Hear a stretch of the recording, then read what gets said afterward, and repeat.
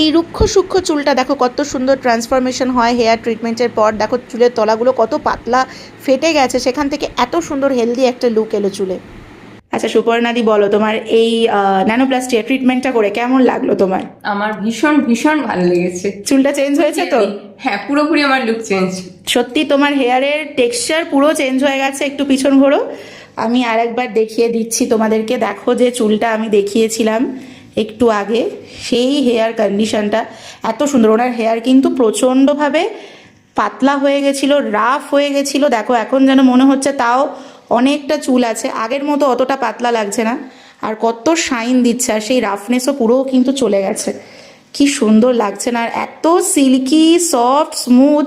আমি জানি না তোমরা বুঝতে পারছো কিনা, এই টেক্সচারটা দেখো কিভাবে হাতটা জাস্ট এভাবে চলে আসছে, এত সিল্কি সফট স্মুথ একটা টেক্সচার এসেছে। ব্যাপক ব্যাপক, জাস্ট ব্যাপক। কি মিষ্টি হাসি, হাসি আর থামছে না। সত্যি চুলটার যা কন্ডিশন ছিল সেখান থেকে যেভাবে যতটা চেঞ্জ এসেছে, এটা সত্যি যে করেছে সে তো একদম তার কাছে আনএক্সপেক্টেড ছিল এটা, এবং আমারও ভীষণ ভালো লেগেছে। আমিও খুব খুশি হয়েছি, সে খুশি হয়েছে বলে। এটা অনেক যত্ন নিয়ে করা, আমি কিন্তু প্রতিটা হেয়ার ট্রিটমেন্ট খুব যত্ন নিয়ে করি এবং বহুদিন স্টে করে আমার ট্রিটমেন্টগুলো।